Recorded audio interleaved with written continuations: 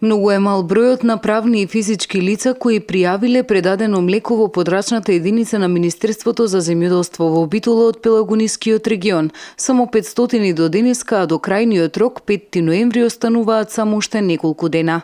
Ние очекуваме до 5 да се зголеми таа бројка, некаде просечно е тука 1100, 1150, 1100. Сега земјоделците знам дека имаат многу работа сега на овај терен, знаете, се прибира пченката, се прибира тутуно, се прибира шекера, индустријските култури, се прибира, па за сеува се, имаат огромна работа земјоделците, знам дека се фатени многу.